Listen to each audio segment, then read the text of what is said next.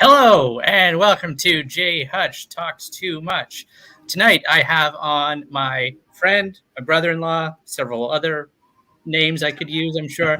Matt Manzano is with me. Welcome to the show, Matt. Thanks so much for coming on. Hi, hey Jesse. Thanks for having me. Real excited. Yeah, so we're going to talk a little bit about politics tonight.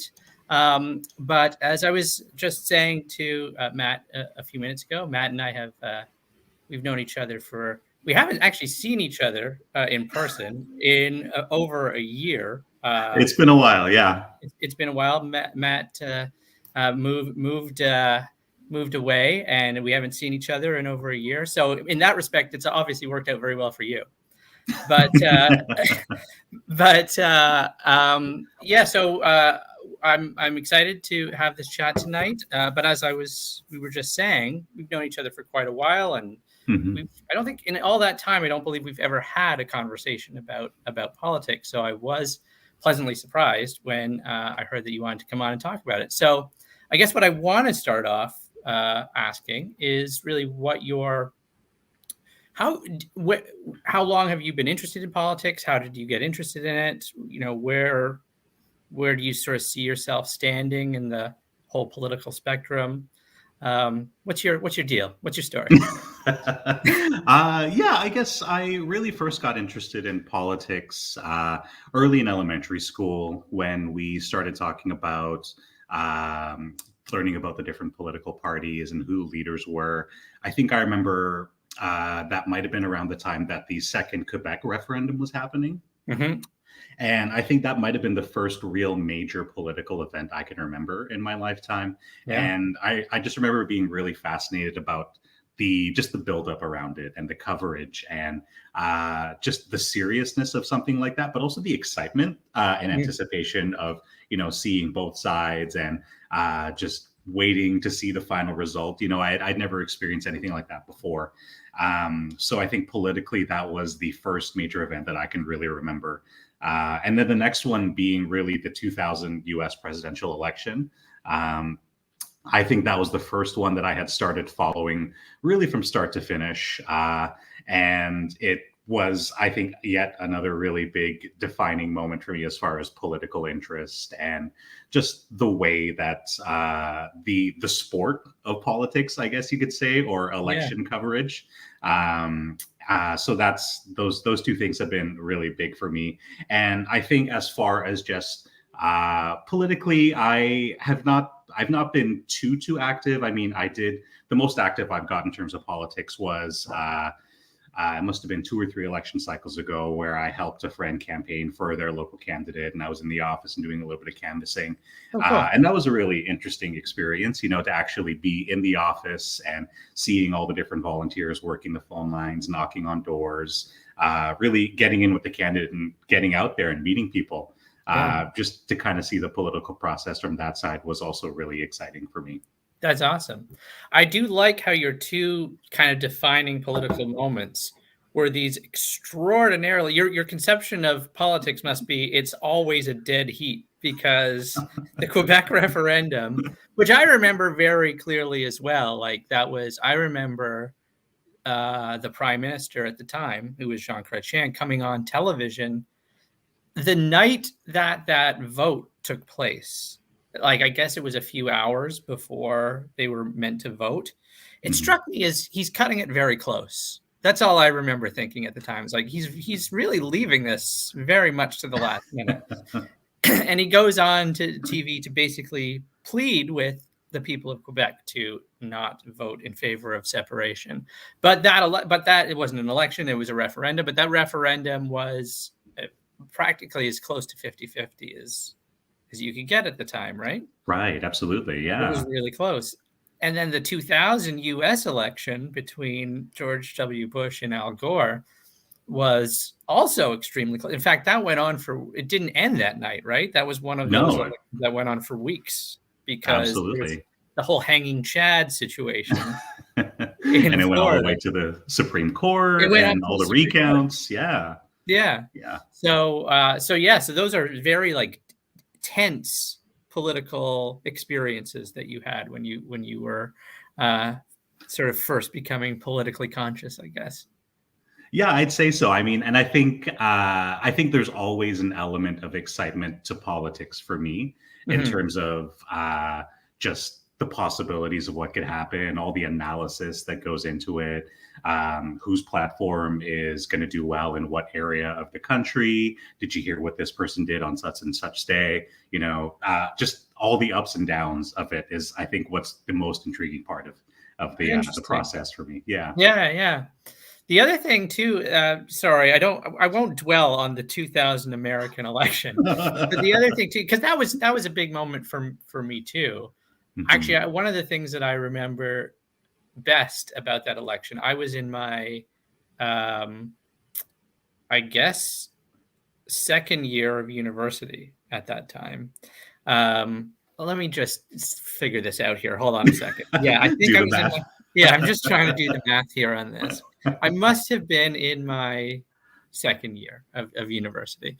And I remember I was saying how personally I thought it would be a terrible thing if George W. Bush became president. And a friend of mine said, yeah, but you know, the Saturday Night Live sketches are going to be amazing. So personally, I want him to win. And I said, what? Like, that is a crazy reason why you would want somebody to win an election. And he said, what's the worst thing that could happen? So I will leave it to anybody who doesn't know what the worst thing that could have happened, but it happened. And it happened not too long after that. So I mean, not everything ages well, you know. We still talk about that, though. We still talk about that moment where he said that. But man, at least we have the SNL sketches, right?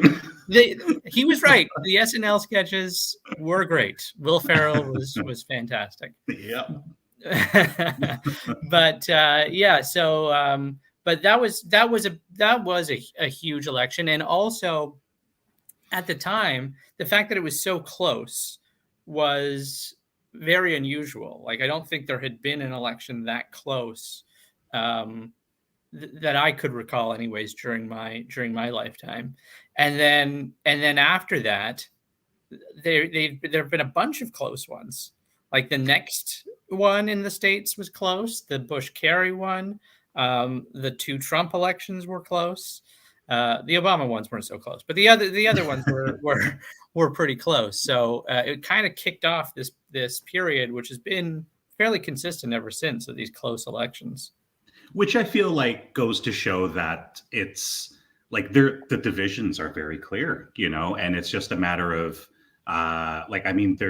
it's really just a bunch of finagling to get your numbers on one side or the other, and it's just a matter of who has the numbers at the right time, I guess, you know, and then that kind of writes history for the next 4 to 8 years. But I've always find it very difficult to feel like you could be in the same country and have such very split beliefs in terms of what you think your country should look like over the next 4 to 8 years. Yeah. I find it hard to reconcile that with the fact that you still can feel like you're part of the same country. And I mean, I felt like that for a long time, and I feel that especially these days, those divisions are very clear. And you know, a lot of it depends on your geography, or, you know, the different population that you live in, who's around you, you know? So, I mean, it's very hard to really feel like it's one country all the same when you have such very clear splits. Yeah. And I would imagine that many people in that country do not feel like they're in the same country with other people that are in it. So I think that certainly resonates. Actually, along those lines, I think that kind of feeds into what we are going to talk about, which is sort of the role of social media in a way, because if you go back to a couple of I've done 2 other political episodes of this now, and I don't know if you've seen them, but I've been a bit cynical, I suppose, about the role of social media, and I think both of those videos. So you can look back, and a lot of it is like, it's not about tweeting, it's not about Facebook posts. So there's a lot of stuff like that going on in my previous ones. But I do think that to some degree, maybe social media is a little bit responsible, among so many other things, for like the polarization of ideologies in the United States.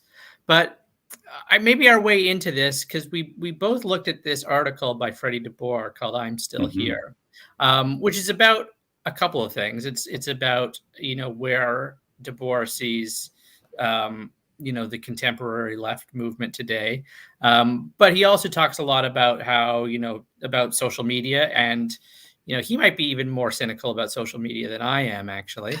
And one of the things, so I'll just read out the first quote that I have from it. I'll put the article in the thing below for anybody who wants to look at it afterwards. But this is one of the first things he says in the article. This might be the first line. Nothing the internet has done, I think, has been more powerful or consequential than the vast increase in social conformity it's brought about. Every incentive in 2021, every last one, pushes us to submit to the will of the crowd. So that's the first thing, one of the first big things that he says, if not the first thing. Do you have any reaction to that? I don't know if you thought about that already, or if you have any reaction just to hearing it now. Yeah, I mean, I think that it's very difficult to engage in an honest and nonpartisan conversation on social media, because you definitely have voices, and everyone has an equal playing ground as far as, I guess, the platform that you choose. But that means that you can be as loud as you want. I mean, you're also being guided by forces that are unseen, and that can definitely control the kind of content that you're encountering. And you can't always guarantee that you're going to get the information from both sides, or that you're always going to get a fair representation of the argument that each side is presenting. Are you seeing what the other side is trying to explain, or are you seeing one side's interpretation of the other side's argument, and therefore you're going to absolutely interpret it in a way that would favor the side that's presenting it to you? Right. It almost feels like maybe a result is predetermined for you, and you kind of shoot yourself in the foot in terms of having an honest conversation from the get-go. So I mean, it's very tough. I definitely have my own cynicism when it comes to social media and politics and how they mix together. Well, so along those lines, then, what do you see the role of social media as being right now in terms of politics? Does it strictly just play a bad role? Does it play a bad role but could play a good role? Does it play both, sometimes bad, sometimes good? If so, how? Where do you tend to see how do you see that role that social media plays? I definitely think it's a mixed bag, because for as much harm as it could inflict, and maybe does already, there is the potential for a lot of good. I mean, it's obviously the main institution of our lifetime right now, and everyone kind of meets in the middle as far as Facebook goes, or Twitter, or whatever your preferred social media channel is. We don't all meet in the same place all the time, but I think that there is a really great potential for social media to be that sort of impartial or not so partial place for everyone to meet together, so that we can agree or agree to disagree. It definitely, we need a lot of reform as far as what it is. I don't think that the answer would be to create something new, because really the power of social media comes from the people who are coming to these places, so I don't think the answer would be to create a whole new platform. I mean, we saw what happened with Parler. You have a new platform, but you're not equipped for that amount of users, or you're not bringing enough users over. So, I mean, we already have people in certain places who are gathering here. And I think there's more to be gained with working to reform the things that are existing, versus trying to upheave and try something new. Right. It's never going to be a perfect system, but I think that there should be a fight to try to make something a little more perfect than it was before. Yeah. So, I mean, I do agree. Like, I think that there is a significant potential for social media, right? There's, if you looked at, let's say, the Me Too movement, for example, that's something that started on social media. Now, that was that to some degree maybe taps into something that Freddie DeBoer says closer to the end of the article, where he says, what does he say? Let me see if I can find it. I don't know if I will. I did take a lot of quotes from it, but where he says that contemporary social justice politics are a niche politics. They favor tiny fringes rather than the great mass of the populace. I mean, that was a major thing, the Me Too movement, but it never connected with other movements, let's say, or it didn't necessarily go beyond that. The movement itself, I think, was extraordinarily worthwhile, and I think it produced a lot of important, at least in terms of general awareness of things. I think it was very helpful. It never became anything bigger than what it was, and I think that in some ways that is that kind of potential of social media, is to maybe connect, but it never necessarily became that. And so so there's kind of maybe where the downside is. And the other thing that you brought up too is, it could be a place where people could come to agree to disagree. But the thing that Freddie DeBoer at least is talking about in that article is that that's not what happens, right? People don't, for the most part, agree to disagree. If they disagree with you, you're like out of the family, essentially. And so, and I wonder if that's something that you agree with, if you see that, if you do see that, how do we get around that, or what kind of effects does that have? What are your thoughts? Yeah, I think it's hard to have these conversations where you don't necessarily agree on all these points with people that coming with different perspectives, especially when you're talking about very like such heavy and serious topics like the Me Too movement or Black Lives Matter or any of the other movements that were mentioned in that article.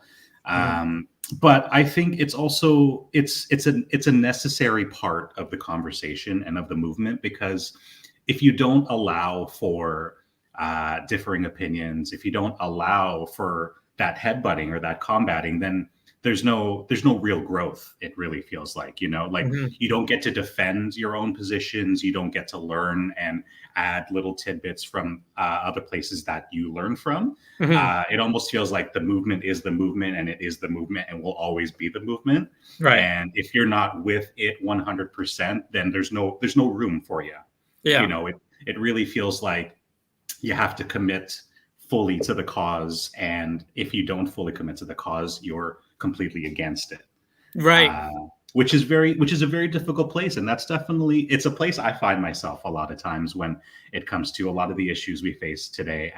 And I mean, for me personally, anyway, it feels like I feel that way just because of a lack of information. I mean, there's so much to read, there's so much to get caught up on. Things happen so quickly, so I find it very hard to commit myself to a cause that I've only heard about for 5 minutes.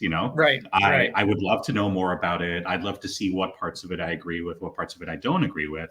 But I don't like the feeling that you feel compelled to completely agree with something before having the chance to really see how it aligns with your values personally, or how it aligns with different things. Maybe, like you were saying before, the things in this movement could align with things that are already existing. Maybe we can work together and perhaps grow it into something larger and something that allows for more people to be a part of it. Because I mean, I think generally, as far as person to person, human to human, it's we all believe in the golden rule. I think we all believe that I should have the right to a happy and healthy life. You should have the right to a happy and healthy life. But I think the tricky and sticky part of it is, what does that look like for every person? Right.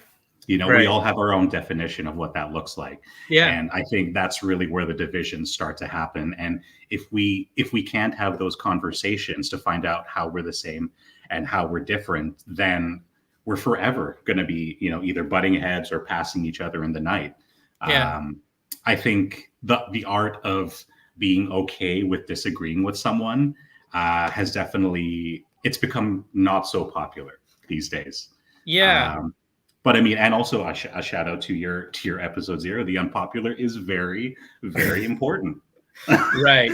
Yes, exactly. Yeah. Because, yeah, that's how we grow, right? We grow by encountering things that we might end up not liking and we might not end up agreeing with, but we might, right? And that's the thing, is if we close ourselves off to things, to most things, apart from this kind of small sliver of ideas and people that we feel comfortable with, then we're never going to grow as people, right? We're never going to find anything new. We're never going to develop or anything like that. But I think the point about being okay with agreeing with somebody ties into another big point of Freddie DeBoer's article, which goes back to what you were saying just a few minutes ago about how, it's hard to know what to do when you are entering into a political conversation and you're only 5 minutes in and you're kind of expected to take a position on it. And one of the things that he points out, which I think is actually a really good point, which is to say we live in a kind of time period now where you can't be somebody who's learning, right? It's very hard to position yourself as somebody who doesn't necessarily know the whole truth about something. And I actually, beyond just politics, I see that as somebody who teaches courses at a university where students come into my classroom at the beginning of the term and they expect the situation to be something like, the student is there to tell me everything that they know about the subject that we're doing in this class. Like the student is as if the student is expected to already be an expert on this topic before they've entered into the room, which to me is completely antithetical to what the whole purpose of an education system is. Because if you already know everything about the subject, you shouldn't be taking that class, right? And I think that just and again, I think that speaks to a wider issue. There's a good sort of expert on pedagogy named Ken Robinson. Has a really good TED talk, which I do highly recommend. And he talks about also how we live in this sort of time period where we tend to stigmatize mistakes. And you can understand that when, especially like when you think about the realities of the material sort of existence in which we're living in, where like job precariousness is a bigger issue than it's been in about 100, a little less than 100 years, let's say. And people are fighting for jobs. It doesn't help you to be wrong, right? You want to constantly show yourself as being somebody who can come into that job, let's say, and be right about everything right off the bat. Because if it's not going to be you, there's somebody behind you who might be able to do it. So that's kind of the world in which we are living in. And that world, I think, is in many ways taking place online as well, in terms of political conversations, where the minute you say something that's a little bit not aligned with the party line, it's like, oh, you're the worst person imaginable. You're a monster. You're not one of us. All those kinds of things. So I think that speaks to, in many ways, the two things that you've addressed there: the idea with okay with being wrong, and also okay with disagreeing with somebody, being able to disagree with somebody politically and still work things out together, still see eye to eye, still see yourself as belonging to the same cause, let's say. Yeah, absolutely. And I think just back to your point about being sort of out of the party or out of the family, like what is the response then, to that person who is moved out? You get enough of those people who are moved out of that conversation, and all of a sudden you have another group of people who all of a sudden are not part of an individual are not part of a group situation and have their own little small group now. So Yeah. you've taken something that already wasn't united, and you've not only not improved it, but you've made the situation even more difficult. Yeah. And I think that from somebody who, like, I see myself as kind of being aligned with left values, right? So leftist political values. And it always strikes me as being a bit strange when, there's somebody who also kind of is maybe, let's say, wavering or doesn't necessarily see themselves as being belonging to any kind of political side, let's say. But they do have certain kind of leftist principles. But then they have certain viewpoints on things that I might not necessarily see as being all that progressive, let's say. Some on the left would say, well, they don't have those right views on that.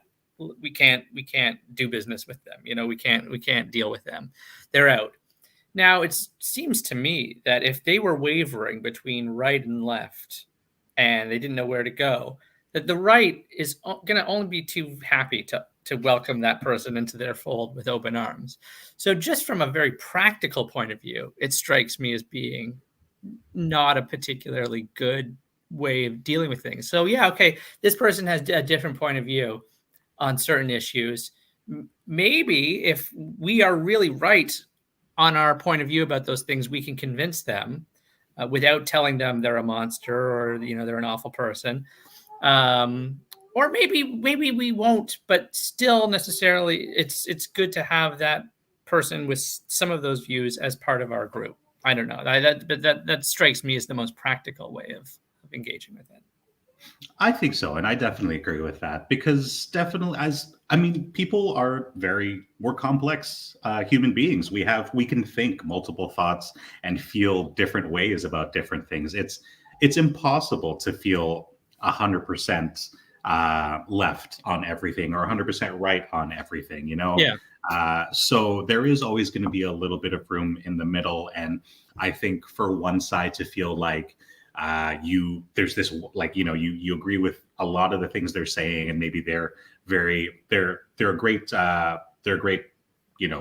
talking point as far as this one issue, but there might be something that you just doesn't sit right. It might be just a tiny little thing to kind of disassociate yourself from that person because of one little thing you might not agree about, is a little unfortunate, Mm-hmm. And I think you also again, like you were saying, if the left is going to disown you for saying the wrong thing, then the right is more than happy to welcome you. And I feel like I see this a lot of the time in popular media and in celebrity culture, where you have celebrities or public figures who definitely I've considered as like leftist leaning, maybe say the wrong thing, find a home in the right because they can claim these people on a free speech issue. You've kind of turned someone against you instead of working with them because of a small thing that didn't maybe sit correctly. Yep. Yeah. And so they gradually shift over and then tend to become even more entrenched, right, in their point of view. Because now they feel like they're on the defensive and their backs up against the wall. So now they have to get even more extreme with their point of view. So yeah, absolutely, that happens all the time.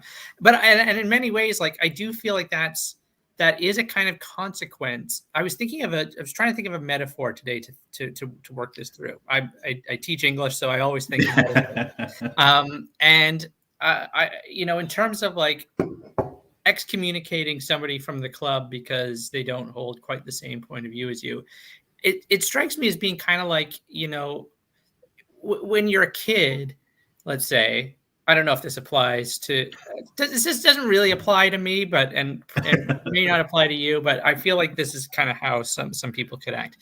When you're a kid and you want to be part of like the cool group, and so but you don't really feel like you're part of that group, right? There's part of you that's always feeling, anxious about not belonging, and so the way that you feel like you can appeal to that grouping and really solidify your place in it is to pick on somebody else because they're not part of that group, right? And they can't quite follow the right social cues in order to ever make their way into that group. So you kind of attack that person.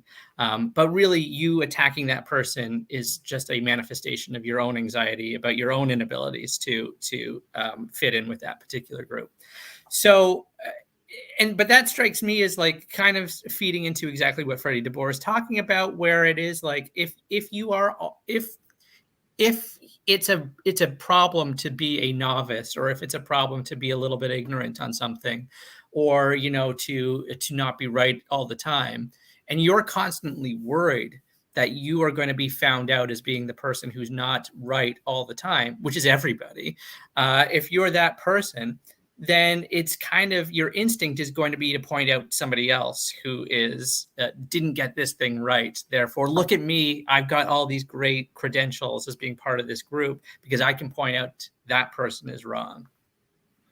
And it's funny because that, like, sometimes one mistake can almost become the defining characteristic for this person. You almost forget about anything else that they might have said or done that actually really did align with your cause to begin with. Yeah. And it sort of becomes their defining characteristic in your eyes, and again, what is going to happen from that? There's only one result really that comes from that, if that's how you're going to approach it. And I mean, very true that we're all making mistakes, and there's definitely this anxiety, I feel like, that comes from the left, where I feel like a lot of people on the left are trying to continually out-left each other. Yeah.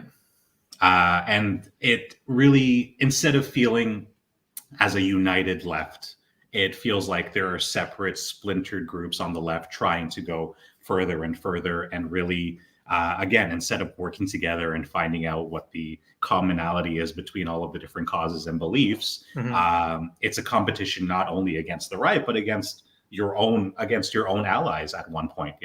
Yeah. Well, I remember reading an article before the last U.S. election, and it was from a magazine or an online zine called Left Voice.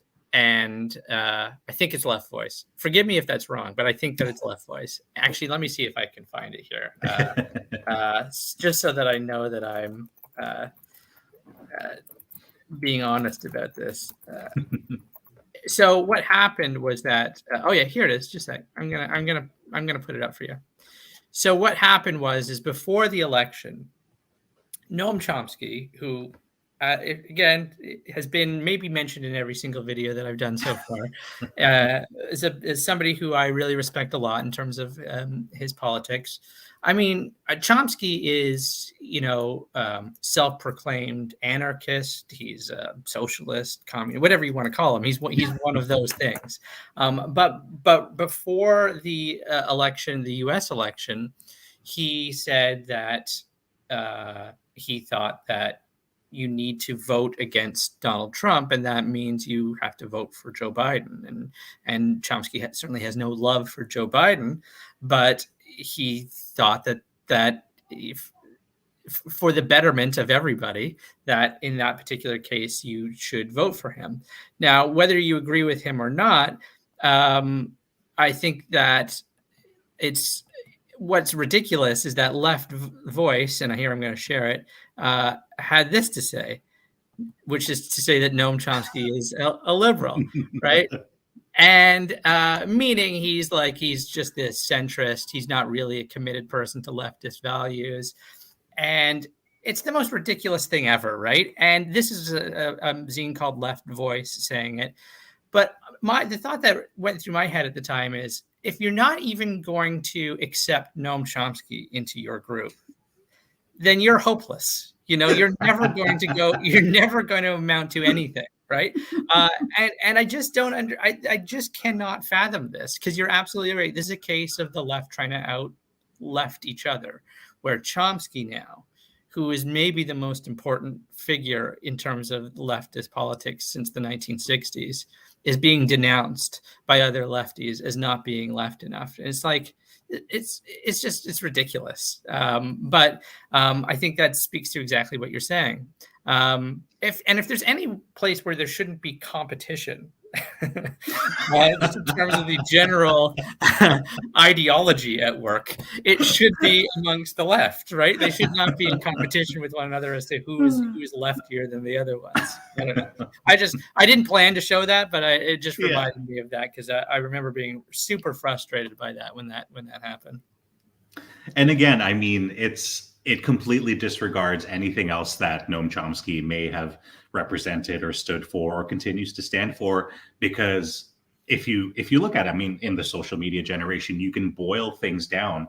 We like bite-sized information. We want information you can digest in a couple of seconds. Yeah. And if you feel like you can describe someone like Noam Chomsky in a headline like that, then it makes it easier to decide whether or not this is a person who's in the club or not, completely disregarding anything else he may believe or think.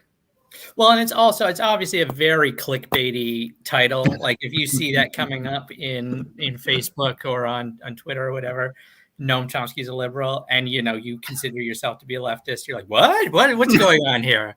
I've got to see this.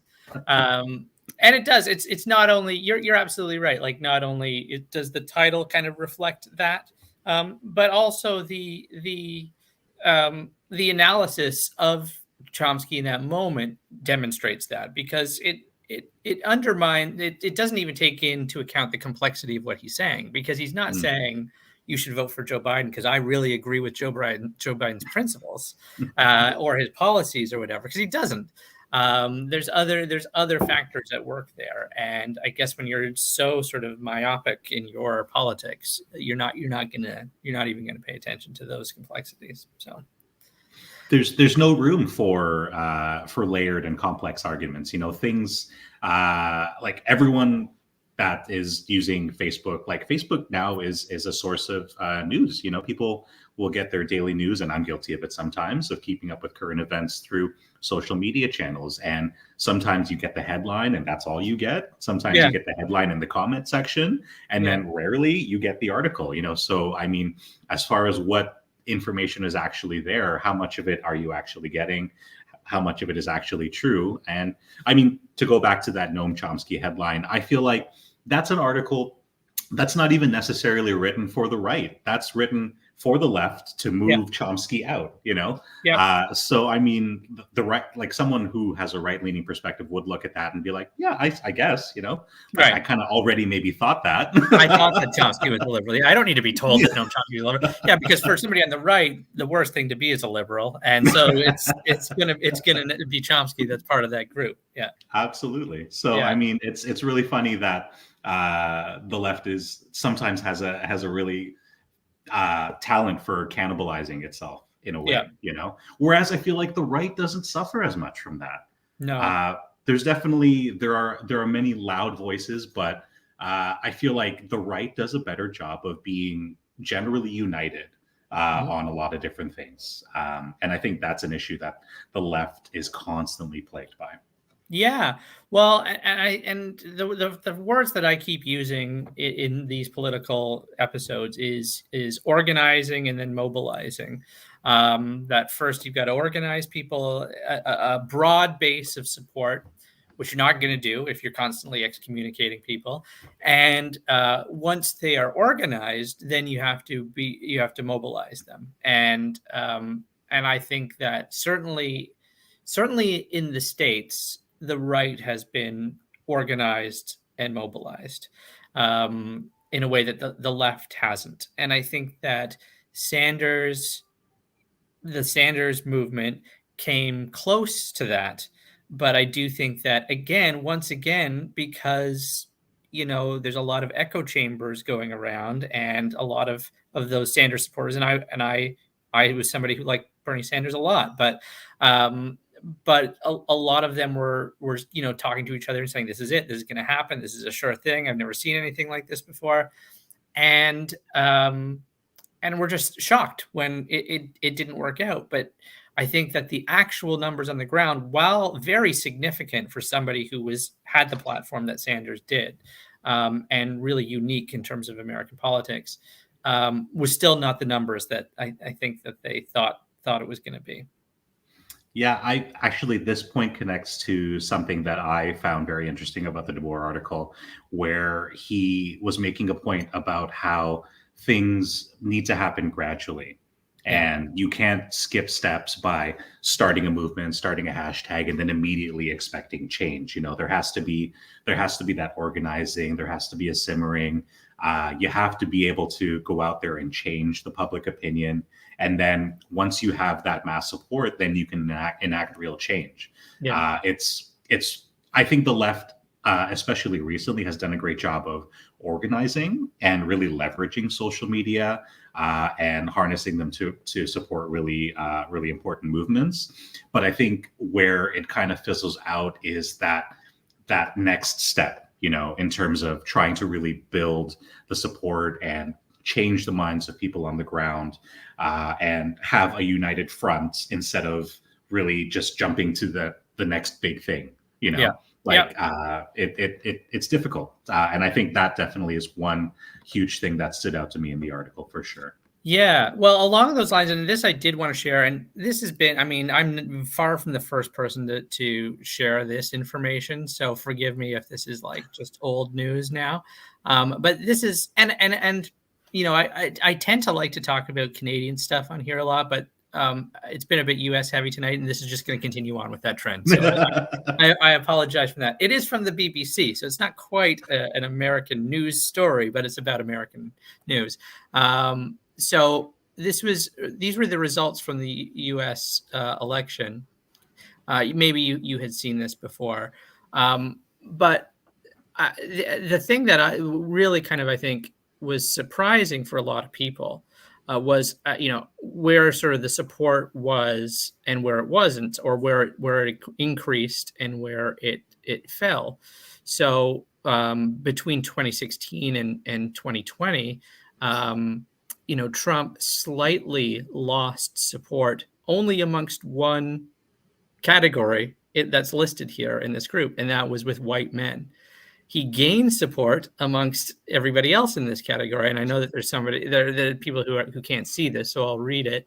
He gained support with white women. He gained support with black men. He gained support with black women. He gained support with Hispanic men. He gained support with Hispanic women. He gained support with Asian and other ethnicities. All grouped in there together in the last listing. But anyway, that's problematic. But nevertheless, and just to be very honest about it, obviously, the support that Trump had in 2016 and 2020 amongst people of color was still quite low, still very low. But nevertheless, it went up in those communities. And I have to imagine that those statistics would be shocking to people who spent a lot of time on social media talking about various issues. And I think that entirely speaks to exactly what you were just saying, that there is an organized group out there, but it's not entirely broad. They haven't done the work of really getting out there and convincing people, changing their minds, have even lost people a little bit, and certainly have not mobilized that group, because they haven't really organized them necessarily, that particular group, who are beyond their sphere. Now, I'm sure there's multiple reasons for those numbers, and I don't want to entirely blame it on social media, but I do think that to some degree that kind of echo chamber phenomenon might be a result of that, in much the same way that I was saying before about something we were talking about. I can't remember what it was, but the idea that it must have been just shocking to people who just were on social media. They're like, how could that possibly be? Because all we've been saying for the last 4 years is how racist and misogynist and all that stuff, which he is. I mean, there's no doubt about that. But obviously that message didn't translate into the population. Yeah, and I think those gains, that's actually the first time I've seen that graphic. So yeah, thanks for sharing that. Very interesting. Yeah. But I look at those gains, and to me, again, all I see is I see a small group of voters who are generally maybe undecideds every election cycle, right? Looking at what the left does, right? And how they are able to, push left figures to the right because of what they do or do not subscribe to. Mm-hmm. And I think that small change is what you're seeing, is probably the idea that, well, there's one side that treats its own this way, and there's Right. another side that maybe doesn't really. Yeah. And I think you also had the benefit of Donald Trump being the incumbent during a very turbulent time. And maybe that's something that settles a lot of people's fears in terms of looking for stability. So I think if you look at maybe just those two factors, I'm sure there are many others, but if you take just those two in isolation, I'm sure that they definitely played a small role in terms of those bumps that you see in those different areas. Yeah, I think that you're absolutely right. But and then it does show us that, obviously you still there, just to go back to the point that I keep raising in the videos, you still have to do that work, right? You still have to get out there and you have to talk to people and you have to be prepared to confront people who aren't going to agree with you, right? And he's DeBoer says that, right, in the one of his last paragraphs, again in a probably provocative way, because he talks about the new left, right? And by the way, again, that Chomsky article is a perfect example of the new left, because they're categorizing this stance that he's taking on voting for Biden as being an example of his liberalism. That is also a good example, I think, of what Freddie DeBoer is saying, where you have this people who have become politically conscious in the last 5 years or so, who think that when somebody does something like what Chomsky says, what Chomsky's saying, vote for Biden, that doesn't make him sufficiently leftist. But as Chomsky himself pointed out, leftists have always done this. We've always thought about voting in a strategic way, because voting is only a small part of the actual political process, right? So it's always been part of leftist tradition. And as DeBoer would say, a lot of these people don't know what that tradition is, which again is fine. They don't need to know that, they're new to it. They don't need to know what the tradition is, but they also need to accept the fact that they might not know everything about that's been part of this history. And maybe be open to learning. But yeah, so that's DeBoer says, if you disagree with my values, if you think the left should change from what it's been, the path is simple. Do the work. Convince people. Convince me. Organize. And then here goes back to social media. Get off of social media and into real world spaces, otherwise known as your actual community. Do the shitty grunt work that real activism entails, the boring, dispiriting, exhausting trudge to slowly winning over one convert at a time. So yeah, I mean, I think that, to me at least, that's the key thing. Yeah, and I think something that just popped in my head as you were speaking was that it really feels like there's a certain segment of the left that believes that the things that it believes are obvious truths. Yes. Yep. And I'm sure that this argument can be made for certain segments of the right as well. But I feel like the cannibalizing aspect of the left comes from the fact that you don't accept these truths that we see as self-evident. Yes. Therefore, there is no discussion. Therefore, there is no growth. Yeah. And I feel like that definitely makes it difficult to increase your numbers, to change people's minds, to have some sort of compromise. It's a very all or nothing approach, when really not like politics, government, things have never ever been that way. It's definitely a struggle. It's a collaboration. It's a lot of compromise. Neither side is ever going to get everything they want, but you hopefully are able to meet in the middle and agree on certain things and be able to walk away and fight another day, instead of getting further and further and further apart from each other. Yeah. So there's a couple of things that I apologize if I talk too much, but it's in the title. So I should have known. Yeah. So, but yeah, I mean, I think that you're right that we have this kind of, I count myself in as one of them, that we have this sort of instinct of seeing what we believe as being true. And I do think that in some ways that's an intuition that I think most people have, because why would you believe something if you didn't believe that it was the truth? So that's a hard thing to get over. But I also think, just to not to beat the dead horse on the echo chamber thing, but that's a much that's a phenomenon that I think is only going to increase when you surround yourself all the time with people who believe what you believe. Because as soon as somebody comes in and says something different, it almost seems like an alien's point of view, because it's like everybody I know is saying X, and you're saying Y. Obviously, Y is wrong because everything that I hear says X, and I say X, they say X, and you're saying Y. So you must be wrong on that. So that's another kind of consequence of it.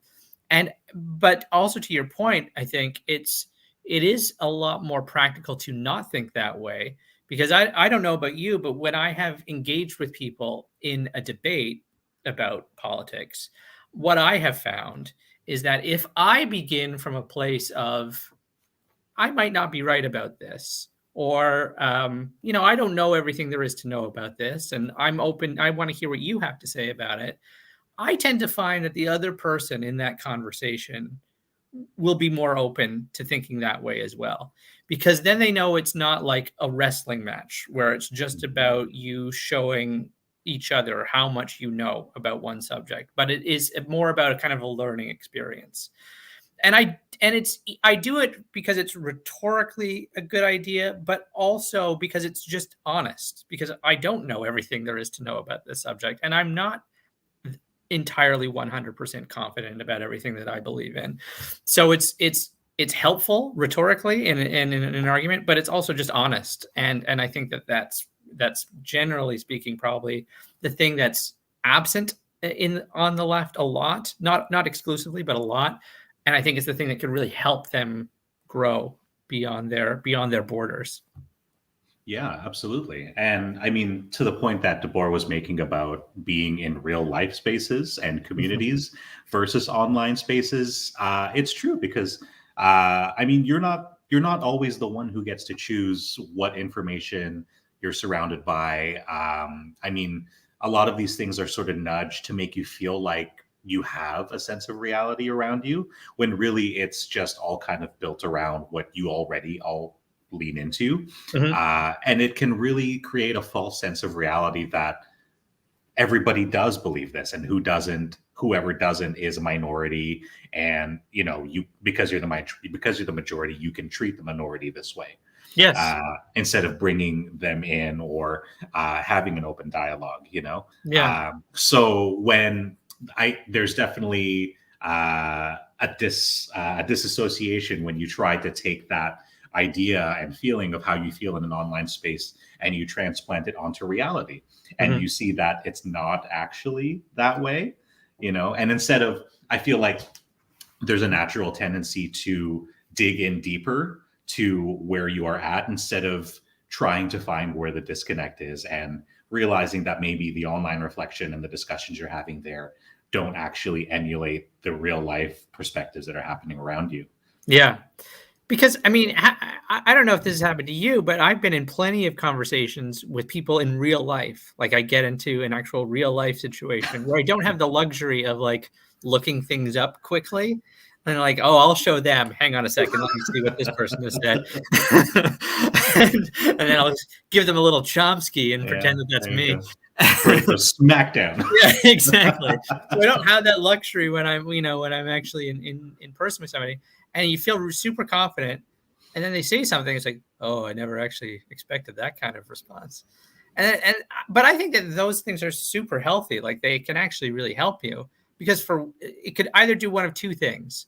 It can make you then go off and look up the answer to it and then strengthen your actual argument, or it could change your mind. It in itself could change, because that's the other thing, is that you have to be to some degree open enough to actually think that they could change your mind as well. And if you take on that role, then you could be just as likely to change theirs, I think. Yeah, absolutely. I mean, I can't count the number of times that I get into a discussion or a debate with someone where I don't fully know how I feel about the issue that we're talking about, but it's in the talking and discussing and sharing of viewpoints that I feel like I'm able to enrich my position or really discover how I feel about something. It might even be a discussion about something that I had never really considered and therefore didn't really have a stance on. But in talking about it and sharing with people the different viewpoints, I am able to kind of feel how I feel about this issue. So I definitely, it's an uncomfortable feeling. It really is. Just generally, it's an uncomfortable feeling. And then you kind of compound onto that the fact that it is hard to be wrong publicly. Even if it's just with one other person, right? Absolutely. Yeah. So it's healthy, but it's not always the easiest thing to lean into. But I definitely do walk away from a conversation like that feeling like I know more either about myself or about the other person. And I have that urge and that willingness to want to learn more about these different issues and topics. So I don't think that there can really be harm that comes from going into something if you're not completely sure about it already, as long as you're going into it knowing that you empty your cup and you're willing to really hear out other people genuinely, and you're willing to participate from your own side genuinely as well. Yeah, absolutely. Now, before I want to anticipate certain potential critiques that I get from this conversation, because I know that there'll be certain people on the left who will say, "You talk about these as being problems on the." We've already said it, but just to clarify, it is true that the right is as guilty of all of this as the left. But if I may be so bold, as somebody who's speaking from the left, and maybe Matt has a different perspective on this, and he can share that perspective if he wishes. But as somebody who's on the left, I don't care if the right cannibalizes itself, or if it it positions itself as being so closed-minded that it makes people leave. I'm happy if they do that. You know what I mean? I don't want my side to do it. I'm fine if they do it. But so just to get that out of the way. Yeah, very, very much so. I +1 for me on that. Yeah. So to bring us, well, actually, but before I ask this question, do you have any other points that you saw from the article that you want to discuss? I think just in terms of just the issue of unity was really the big thing for me. And the only other thing that really came across for me is I can't pinpoint certain left pundit celebrities. I feel like the left would really benefit from a popular voice and a popular figure. There are many great sources out there, but who really is the left equivalent to a Ben Shapiro or a Tucker Carlson or an Ann Coulter? Like, who are these people? I think if the left can really rally around someone in popular culture or in mainstream media, that's something that would really, I think, help in the long way. But again, I think that comes from being able to come together on certain things. And I'm sure that both sides have a little bit of organizing in their houses to do that before we get to that point. Yeah, no, I think that's a great point. We definitely don't have a figure who is on that level. Like, we don't have a Shapiro. We don't even have like a as much as I'm hesitant to even say his name. We don't even have like a Jordan Peterson like figure. You know what I mean? And there are people that I follow that I really like. Like one person right now, he's got a great YouTube channel called Give Them an Argument. His name is Ben Burgess. He's an American and focuses mostly on American issues. And he's got a sizable following. And he first came to my attention because he was on he was connected with a guy by the name of Michael Brooks, who again did not have that same sort of status as those people on the right that we've talked about. But he was very young and very he was very personable, and he would do all the kinds of things that we've been talking about is a good thing for the left to do. He was going out there. He was trying to connect with people. He was talking with people in a very open-minded way. Unfortunately, he died of a pulmonary embolism, I think, last year, and he's just 38 years old or something like that. Wow. Yeah. So who knows what he could have been, but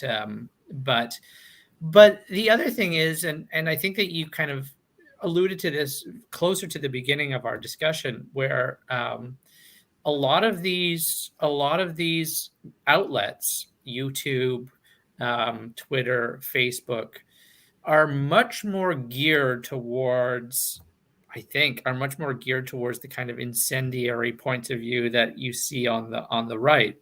And also there's bucket loads of money for them if they want it. So if some major corporation wants to feed them millions of dollars to really come up with a pristine show and put it up on YouTube, or go and do the circuit around all the various different colleges where they can, make fun of 19-year-old kids, they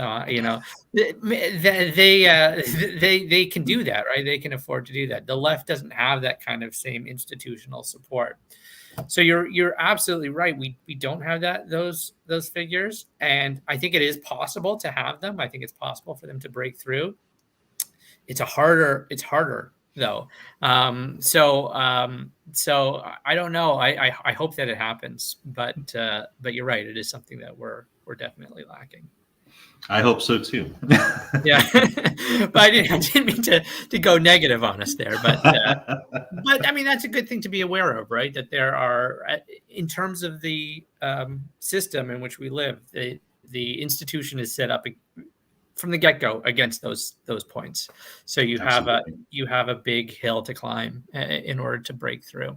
Often what works is to be famous first, and then slip in some of those kind of leftist point of views. John Lennon did it for about 2 years, so there's one person. So would you say you're about 20% of the way there here, or halfway? Yeah, that's thinking very positively. We're on the board. We're on the board. We're on the board. Exactly. Listen, you got to start somewhere. It's still early going yet. There we go. How's sorry, this is totally off topic. How's the basketball season going for you? It's going okay. I mean, we have reasonable expectations of what we're going to see from the Raptors this year. I definitely feel like, as a fan base, if you remove the 2019 championship season, we are definitely more comfortable as underdogs. There's definitely a prove them attitude, I feel like, that's inherent in Raptor fans of our generation. So I feel like this is definitely another prove them season. When all the sports magazines say that you're not gonna make the playoffs, or you're gonna come second to last or last in your division. Right. That kind of stuff really fuels us as fans, and definitely me personally. So I'm very excited to see how we do when we get healthy again. I mean, Pascal Siakam should be coming back very soon. Our draft pick, Scotty Barnes, has been really good. I think he's ranking second or third in terms of the rookie of the year race right now. So a lot of people were really doubting the pick when we grabbed him. So it feels really nice to see that he's excelling and doing really well. And it's nice that they're back home. It's not the Tampa Bay Raptors this season. We're back in Toronto. Yes. Full attendance. So that also feels really good. Yes. Well, that was my experience with the Jays this year, who had a momentous turnaround. Tough break this season. Yes. It was unfortunate. God. But that final day was one of the most exciting days of sports that I've ever experienced in my life.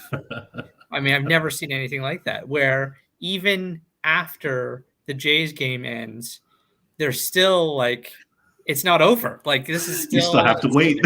And then it was over. It was over. But until it wasn't.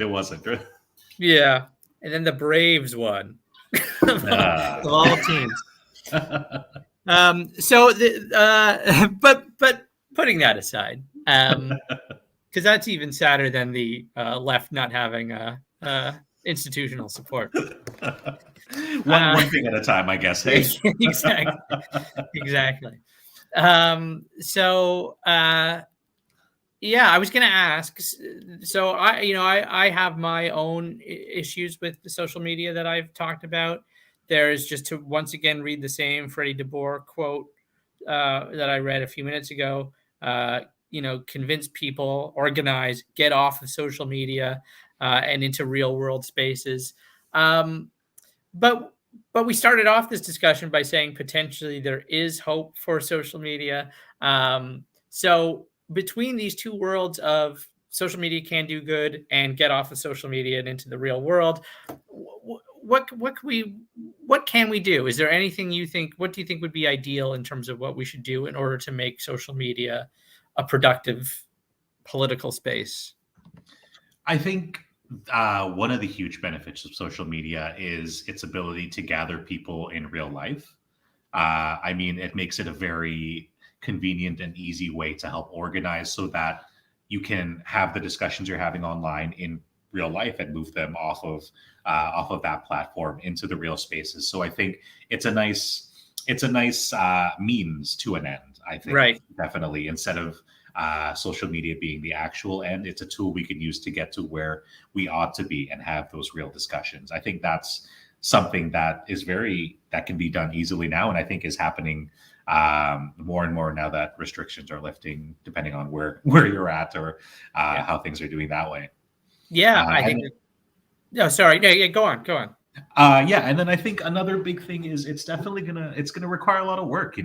I think the past elections have shown us, both Canadian and U.S. have shown us that you can't always trust the information that you're going to come across. So I don't know where who has the ability to address a problem like this, but obviously places like Facebook and Twitter are places we go to for information that we can trust and information that we use to make important decisions. Whether or not we should, that's essentially the fact that we are living in that kind of reality right now. Mm-hmm. So I think we need to grapple with the fact that there does need to be some sort of control, or some sort of legislation that can help us filter out different things that are hurting the conversation already more than it already is, in terms of the kind of content you're seeing and what is and is not allowed on these platforms, and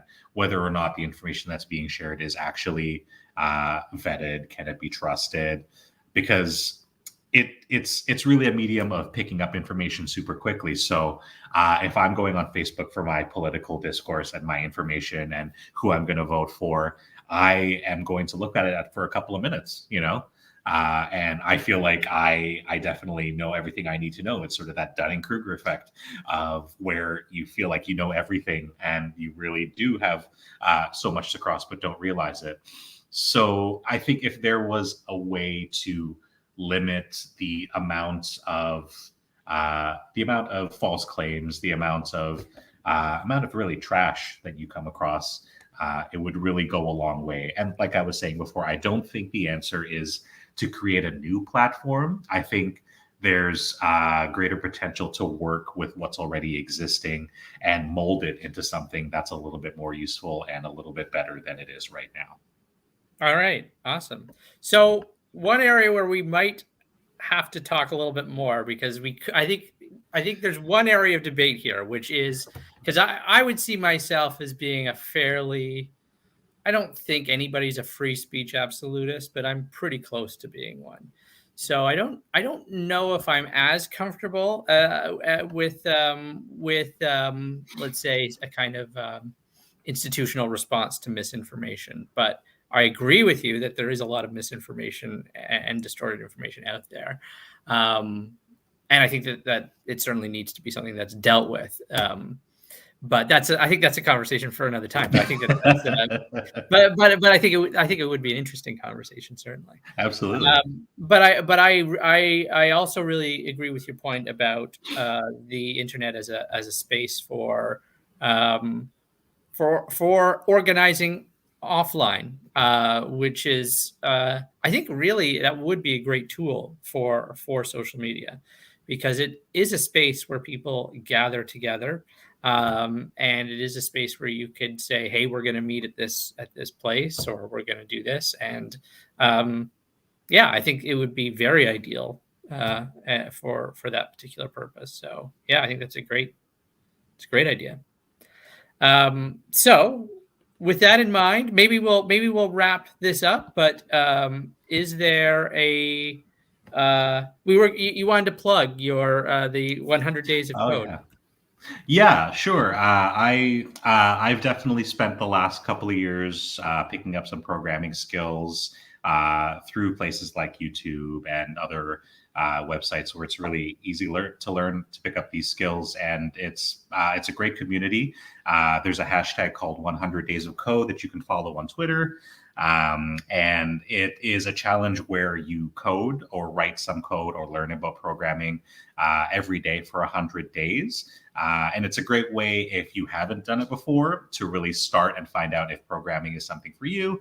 Or if you're someone like me who gets into a rut every now and again, it's a great way to motivate yourself and get out of that rut. Yeah. So there's definitely a lot of people at different levels of skill and knowledge who participate in this discussion all the time. So if you've ever thought about computer science, programming, or you are curious about it, it's a great way to get started and find out if it's for you. And if it is, there's definitely way more to get into. It's definitely a rabbit hole that you can find different places to end up in. Now, you have been doing, you're in the middle of it right now, right? I am, yeah. My current iteration of 100 Days of Code, I'm on day 6. Okay. This current iteration, this might be my third or fourth time running through it. Yeah. I haven't hit 100 consecutive days yet, but I think it's such a great tool to help you just keep going, because when you're learning such complex concepts or something feels difficult, it can feel easy to give up. So something like this is a great way to help keep yourself accountable, to help join conversations with other people who are going through similar things that you are. And it's a great way just to keep motivated and keep that number going up every day. Yeah. Anyway, Matt, thank you so much for being on the show. I really appreciate this. It was a great conversation. I hope that you enjoyed it. Yeah, thanks, Jesse. It was a great conversation. It was really fun having me. Will you come back? Absolutely. Anytime. All right. Awesome. And we'll have, I think I would like to have that conversation with you about I don't know if free speech is the right way to frame it, but something along those lines would be awesome. Yeah. But looking forward to it. Great. Yeah. Thank you so much. And we will, if you liked this conversation, there are plenty more on the way. And so please feel free to like the video. Please feel free to subscribe to the channel. And that's all I got for now. So thank you. Hold on. I got to set up my closing thing here. So actually, let me just do one more thing before I stop. All right. This was the smoothest outro I've ever done. All right. Thank you very much, Matt. Thank you, everybody, for watching. And we'll see you in the next one. Take care. Bye-bye.